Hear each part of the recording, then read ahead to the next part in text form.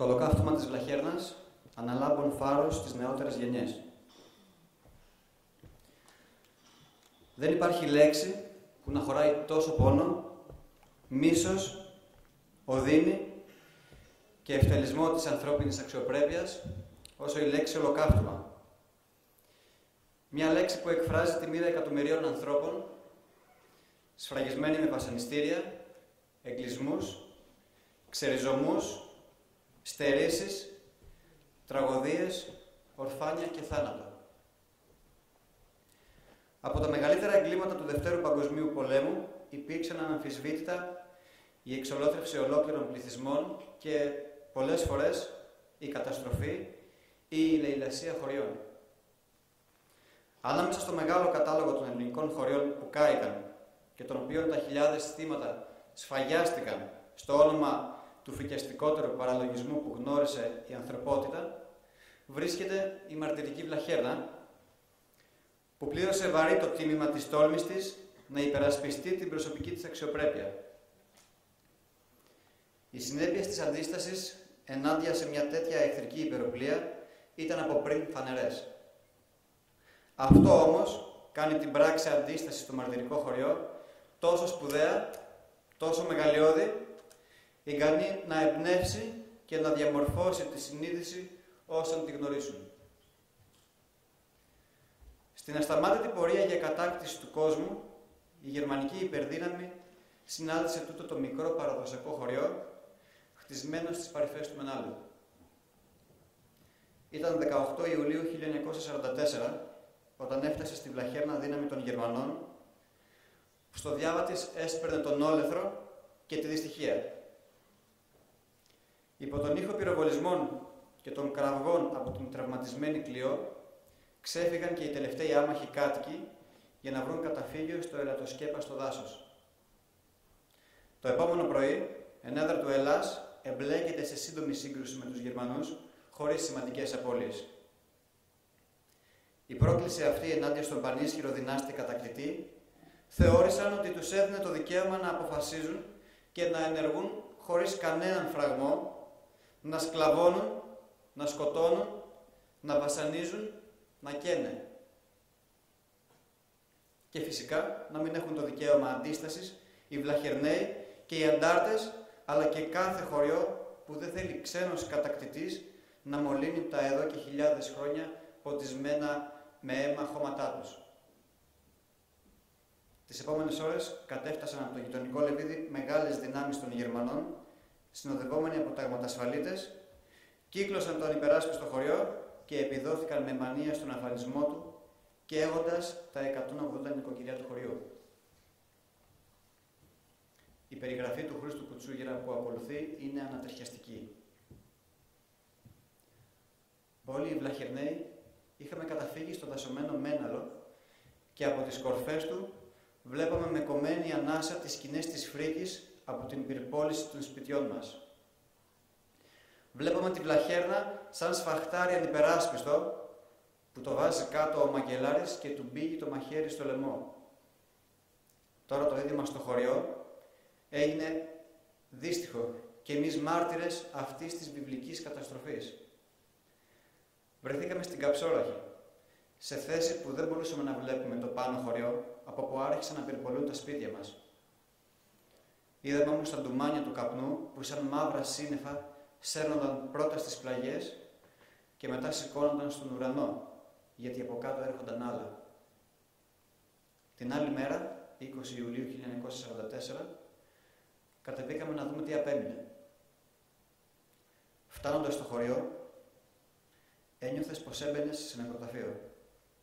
Μια άσχημη μυρωδιά που ερχόταν από τα αποκαίδια σε έπνιγε. Ό,τι μπορούσε να καεί, είχε καεί. Και μόνο οι πέτρες των τοίχων έστεκαν, αλλά και αυτές ραγισμένες από τις μεγάλες θερμοκρασίες. Ιδιαίτερα έσκαγαν τα πελεκυμένα αγκονάρια στις πόρτες και τα παράθυρα, γιατί από εκεί έβγαιναν οι φλόγες. Γύρω στη γειτονιά, αμίλητοι άνθρωποι τριγυρνούσαν και έμοιαζαν με φιγούρες χορού σε αρχαία τραγωδία. Κάτω από το χώμα, σε μια άκρη, βρίσκεται το πανθρακωμένο σώμα ενός ανθρώπου. Είναι ο Γερολολώνης, ή μάλλον τα κόκαλά του που περιμένουν την ταφή τους. Όποιος είδε το θέαμα αυτό, ποτέ δεν θα το ξεχάσει, όσα χρόνια κι αν περάσουν. Η αγριότητα όμως δεν είχε όρια. Ο γεροτάς ο Τζόλας, ανέστητος από το βασανισμό των Γερμανών, ξεψύχησε λίγο αργότερα. Τον Τσοπάνη Αριστίδη Αποστολόπουλο τον έφεραν οι δικοί του νεκρό πάνω σε ένα αυτοσχέδιο ξύλινο φορείο. Τους σκοτωμένους κουτσουγεραίους τους μετέφεραν φορτωμένους με τριχές πάνω στα μουλάρια. Όπως νωρίτερα πάνω στο κάρο ο Μπαρμπαβασίλης ο Πανούσης είχε φέρει τον νεκρό γιο του από την Τρίπολη, το δάσκαλο Γιάννη Πανούση, που τον κρέμασαν οι Γερμανοί στην οδό ταξιαρχών. Στο κέντρο του χωριού, η μεγάλη βρύση με την κάμαρά της και τις ομορφοπελεκυμένες γούρνες της εξακολουθούσε να τρέχει το νερό της. Ήταν η μόνη λαλιά που άκουγες στο ρημαγμένο χωριό. Την αγωνία, το φόβο και τις δυσκολίες εκείνων των ημερών αφηγείται η αγρότης από τη Βλαχέρνα Μαρία Καρούτζου. Μετά το κάψιμο του χωριού, εμείς βρεθήκαμε στην Αρπακωτή. Είχαμε μαζί μας ό,τι μας απέμεινε από το μεγάλο κακό που βρήκε το χωριό μας. Τα ζά, το γουρούνι, κάμια δεκαριά κότες και τα λιγοστά πρόβατα. Όλα τα άλλα κάηκαν μαζί με τα σπίτια μας. Ξυπόλυτοι, γυμνοί και νηστικοί. Το μεγάλο μας πρόβλημα ήταν η αδελφούλα μου, η Παναγιώτα, που ήταν ανάπηρη και την κουβαλούσαμε στην πλάτη μας. Τα βράδια φτιάναμε πρόχειρες καλύβες κάτω από τα έλετα και ξενυχτάγαμε εκεί. Αρμέγαμε τα πρόβατα και πίναμε γάλα. Άλλο τίποτα δεν είχαμε. Γύρω οι λόφοι ήταν γεμάτοι χωριανούς, άλλοι με τις οικογένειές τους, άλλοι μόνοι τους, ξεκομμένοι από τους δικούς τους, καθένας τύραγε πώς να περάσει την πόρα του μεγάλου χαλασμού και να ειδεί τι θα απογίνει. Μια μέρα μας είπαν οι αντάρτες να απομακρυνθούμε απάνω στα βουνά, γιατί έρχονται οι Γερμανοί και κάνουν καθαρίσεις. Παίρνω στην πλάτη την αδερφή μου, από κοντά και τα άλλα τα παιδιά και πήραμε τα βουνά να κρυφτούμε. Ξενυχτήσαμε στην κορυφή του βουνού άϊπνοι, νηστικοί, κάτω από τα έλατα. Ήταν πολύ χωριανοί, μωρά παιδιά, γέροι, φαμελιές, ζωντανά. Όλοι περιμέναμε με φόβο και αγωνία νέα για τους δικούς του ο καθένας. Η γερμανική φάλαγγα ανέβηκε ως τα μισά του βουνού, όπου ακούστηκαν ρηπές όπλων και κάπου σταμάτησε εκεί για να ξενυχτήσει. Εμείς όμως δεν ξέραμε λεπτομέρειες και ο κόσμος φανταζόταν διάφορες εκδοχές. Ότι μας έχουν περικυκλώσει και το ξημέρωμα θα μας εκτελέσουν, ότι στις εκαθαρίσεις σκοτώθηκαν πολλοί χωριανοί και ανάμεσα σε αυτούς και οι δικοί μας, ότι κάποιους τους πιάσανε και τους βασανίσανε να μαρτυρήσουν. Οι μεγαλύτεροι συμβουλεύανε να έχουν οι μανάδες στο νου τους, μην κλάψουν τα παιδιά και προδοθούμε. Τα σκυλιά και τα άλλα ζωντανά που είχε ο κόσμος κοντά του, λες καταλαβαίνανε. Κουλουριαστήκανε κοντά στα αφεντικά τους και δεν βγάζανε άχνα. Η νύχτα μας φάνηκε χρόνος. Κανείς δεν έκλεισε μάτι. Την άλλη μέρα ακούστηκαν φωνές. Μας λέγανε ότι οι Γερμανοί περάσανε. Κατεβήκαμε στη Στρούγκα. Ρωτήσαμε να μάθουμε νέα. Μας είπαν ότι τη νύχτα οι Γερμανοί σκοτώσανε τους κουτσουγεραίους Τσοπάνιδες, τον Θοδωρή, τον Τάση και τον Γιώργη. Ο επομεινώντας ο Ντόκος, το σούρουπο είχε ανέβει πάνω σε ένα έλατο, να δει αν έρχονται οι Γερμανοί.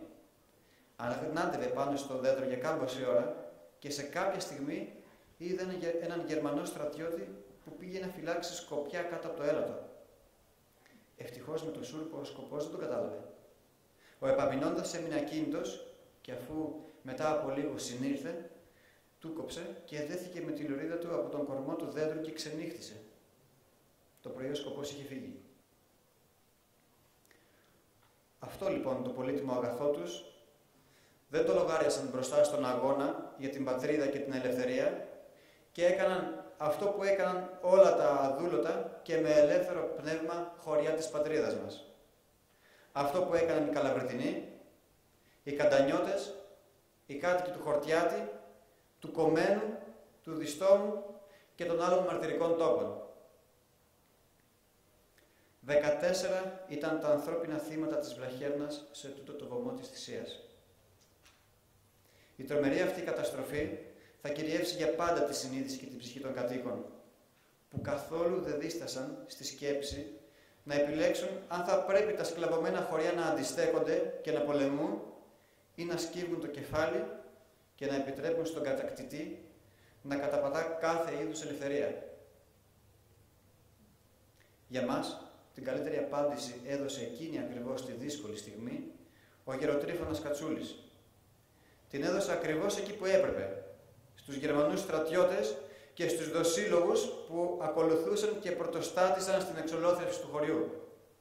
Ήταν η ίδια απάντηση που έδωσε ο γέρος του Μοριά στον Ιμπραήμ που αφάνιζε τη χώρα μας. Όχι τα δέντρα όπου μας έκοψες, όχι τα σπίτια όπου μας έκαψες, πέτρα πάνω στην πέτρα να μην μείνει, εμείς δεν προσκυνούμε. Λίγο μετά, οι χωριανοί βρήκαν το πτώμα του Γεροτρίφωνα σοριασμένο από γερμανικές σφαίρες δίπλα στον πρίνο των Αγίων Αργύρων, που στέκει αγέροχος ακόμα, αδιάψευτος μάρτυρας της ναζιστικής θηριωδίας.